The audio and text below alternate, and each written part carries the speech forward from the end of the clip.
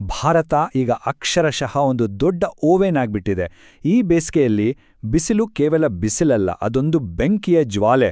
ಹಾಗಾದ್ರೆ ಈ ವಿಪರೀತ ಬಿಸಿಗೆ ಕಾರಣವಾದ್ರೂ ಏನು, ಮತ್ತೆ ಅದರಿಂದ ನಾವು ಪಾರಾಗುವುದು ಹೇಗೆ? ಸರಿ, ಬನ್ನಿ ಇದ್ರ ಬಗ್ಗೆ ವಿವರವಾಗಿ ನೋಡೋಣ. ಈ ಪರಿಸ್ಥಿತಿಯನ್ನ ಇದಕ್ಕಿಂತ ಚೆನ್ನಾಗಿ ವಿವರಿಸೋಕೆ ಸಾಧ್ಯನೇ ಇಲ್ಲ ಅಲ್ವಾ?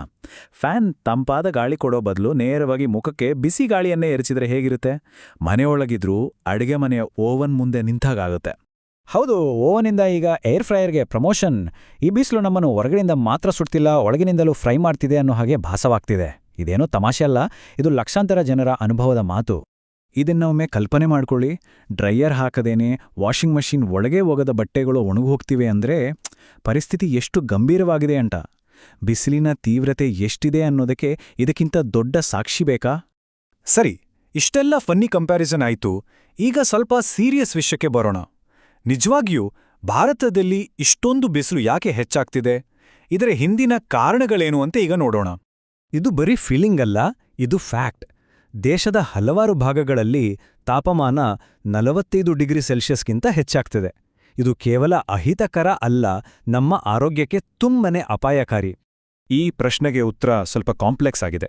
ಇದರಲ್ಲಿ ನೈಸರ್ಗಿಕ ಮತ್ತು ನಾವು ಅಂದ್ರೆ ಮನುಷ್ಯರ ಸೃಷ್ಟಿಸಿದ ಕಾರಣಗಳು ಎರಡೂ ಸೇರ್ಕೊಂಡಿವೆ. ಬನ್ನಿ ಈ ದೊಡ್ಡ ಪಜಲ್ ಅನ್ನ ಒಟ್ಟಿಗೆ ಬಿಡಿಸೋಣ. ಈ ನಕ್ಷೆಯನ್ನ ಒಮ್ಮೆ ನೋಡಿ. ಇದು ಅರ್ಧಕ್ಕರ್ಬ ಕಥೆಯನ್ನ ಹೇಳ್ಬಿಡುತ್ತೆ. ಭಾರತದ ಮೇಲೆ ಒಂದು ದೊಡ್ಡ ಕೆಂಪು ಬಣ್ಣದ ಹೊದಕೆ ಹಾಕಿದಾಗೆ ಕಾಣ್ತಿದೆ ಅಲ್ವಾ? ಇದು 45 ಡಿಗ್ರಿ ಮತ್ತು ಅದಕ್ಕಿಂತ ಹೆಚ್ಚಿನ ತಾಪಮಾನ. ಆದ್ರೆ ಉತ್ತರಕ್ಕೆ ಗಮನ ಕೊಡಿ, ಅಲ್ಲಿ ತಂಪಾದ ನೀಲಿ ಬಣ್ಣದ ಒಂದು ಗೋಡೆ ಇದೆ. ಎಂಥ ವ್ಯತ್ಯಾಸ! ಬಿಸಿ ಮತ್ತು ತಣ್ಣನೆಯ ಗೋಡೆಗಳು ಒಂದಕ್ಕೊಂದು ಅಂಟುಕೊಂಡಾಗಿವೆ. ಹಾಗಾದ್ರೆ ಇಲ್ಲಿ ಎರಡು ದೊಡ್ಡ ಶಕ್ತಿಗಳು ಕೆಲಸ ಮಾಡ್ತಿವೆ. ಒಂದು ಎಲ್ ನಿನೋ, ಇದು ಇಡೀ ಪ್ರಪಂಚದ ಟೆಂಪರೇಚರನ್ನ ಹೆಚ್ಚಿಸ್ತಿದೆ. ಇನ್ನೊಂದು ಆ ಬಿಸಿಯಾದ ಗಾಳಿ ಉತ್ತರಕ್ಕೆ ಹೋಗದ ಹಾಗೆ ತಡಿತಿರುವ ನಮ್ಮ ಬೃಹತ್ ಹಿಮಾಲಯ ಪರ್ವತ. ಆ ಪರ್ವತ ಒಂದು ಗೋಡೆಯ ಹಾಗೆ ನಿಂತಿದೆ. ಈ ಎರಡೂ ಸೇರಿ ಭಾರತವನ್ನ ಒಂದು ಜಿಯೋಲಾಜಿಕಲ್ ಓವನ್ ಥರ ಮಾಡ್ಬಿಟ್ಟಿವೆ. ಕೇವಲ ಪ್ರಕೃತಿ ಮಾತ್ರ ಕಾರಣ ಅಲ್ಲ, ನಮ್ಮ ಚಟುವಟಿಕೆಗಳು ಕೂಡ ಈ ಪರಿಸ್ಥಿತಿಯನ್ನ ಇನ್ನಷ್ಟು ಹಾಳು ಮಾಡ್ತಿವೆ. ಈಗ ಅಂದ್ರೆ ಮನುಷ್ಯರ ಪಾತ್ರದ ಬಗ್ಗೆ ಗಮನ ಹರಿಸೋಣ. ಈ ಚಿತ್ರ ನಮ್ಮ ನಗರಗಳ ಕಥೆಯನ್ನೇ ಹೇಳುತ್ತೆ. ಎಡಭಾಗದಲ್ಲಿ ನೋಡಿ, ಮುಂಚೆ ಮರಗಳು ನೆರಳು ಕೊಟ್ಟು ನೆಲವನ್ನ ತಂಪಾಗಿ ಇಡ್ತಿದ್ವು. ಆದರೆ ಬಲಭಾಗದಲ್ಲಿ ಅದೇ ಜಾಗದಲ್ಲಿ ಈಗ ಕಾಂಕ್ರೀಟ್ ಮತ್ತು ಡಾಂಬರು ತುಂಬಿವೆ. ಇವು ಸೂರ್ಯನ ಶಾಖವನ್ನ ಒಂದು ಸ್ಪಾಂಜ್ ಥರ ಹೀರ್ಕೊಂಡ್ಬಿಡುತ್ತೆ. ಅದಕ್ಕೆ ಸೂರ್ಯ ಮುಳುಗಿದ ಮೇಲೂ ನಮ್ಮ ನಗರಗಳು ಬಿಸಿಯಾಗೇ ಇರುತ್ತವೆ. ಈ ವಿದ್ಯಮಾನಕ್ಕೆ ಅರ್ಬನ್ ಹೀಟ್ ಐಲ್ಯಾಂಡ್ ಎಫೆಕ್ಟ್ ಅಂತ ಕರೀತಾರೆ. ಸಿಂಪಲ್ ಆಗಿ ಹೇಳೋದಾದ್ರೆ, ನಮ್ಮ ಸಿಟಿಗಳು ಅವುಗಳ ಸುತ್ತಮುತ್ತಲಿನ ಹಳ್ಳಿಗಳಿಗಿಂತ ತುಂಬಾ ಜಾಸ್ತಿ ಬಿಸಿಯಾಗಿರುತ್ತೆ. ಕಾರಣ ನಮ್ಮ ಕಟ್ಟಡ ಸಾಮಗ್ರಿಗಳು. ಇದು ಬರೀ ಸಿಟಿಗಳ ಪ್ರಾಬ್ಲಮ್ ಅಷ್ಟೇ ಅಲ್ಲ, ಇದು ಗ್ಲೋಬಲ್ ಲೆವೆಲಲ್ಲೇ ಆಗ್ತಿದೆ.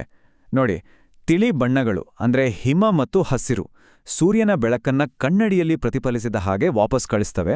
ಆದರೆ ಕಪ್ಪು ಬಣ್ಣದ ಕಾಂಕ್ರೀಟ್ ಅದನ್ನ ಹೀರ್ಕೊಳ್ಳುತ್ತೆ.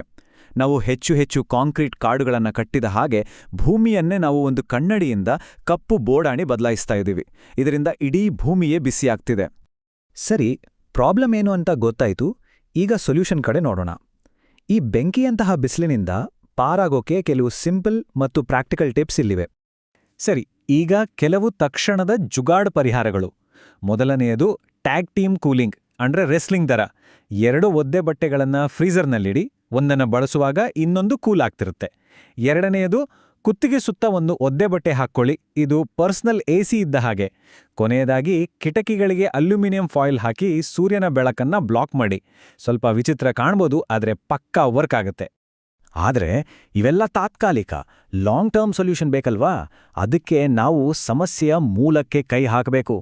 ನಮ್ಮ ಸ್ಥಳೀಯ ಮರಗಳನ್ನ ನೆಡೋದು ತುಂಬಾನೇ ಮುಖ್ಯ. ಹೆಚ್ಚು ಹಸಿರು ಅಂದ್ರೆ ಹೆಚ್ಚು ನೆರಳು ಮತ್ತು ಹೆಚ್ಚು ತಂಪು. ನಮ್ಮ ನಗರಗಳ ಬಿಸಿಯನ್ನ ಕಡಿಮೆ ಮಾಡೋಕೆ ಇದಕ್ಕಿಂತ ಸುಲಭವಾದ ಮತ್ತು ಒಳ್ಳೆ ದಾರಿ ಇನ್ನೊಂದಿಲ್ಲ. ಕೊನೆಗೆ ನಮ್ಮ ಮುಂದಿರೋ ದೊಡ್ಡ ಪ್ರಶ್ನೆ ಇದು: ಈ ಬದಲಾಗ್ತಿರೋ ಹವಾಮಾನಕ್ಕೆ ನಾವು ಹೇಗೆ ಹೊಂದಿಕೊಳ್ತೇವೆ? ಚಿಕ್ಕ ವೈಯಕ್ತಿಕ ಬದಲಾವಣೆಗಳಿಂದ ಹಿಡಿದು ದೊಡ್ಡ ಮಟ್ಟದ ಯೋಜನೆಗಳವರೆಗೆ ನಾವು ತಂಪಾಗಿರೋಕೆ ಮತ್ತು ಬದುಕಿ ಉಳಿಯೋಕೆ ಹೊಸ ಹೊಸ ದಾರಿಗಳನ್ನ ಕಂಡು ಹಿಡಿಯಲೇಬೇಕು.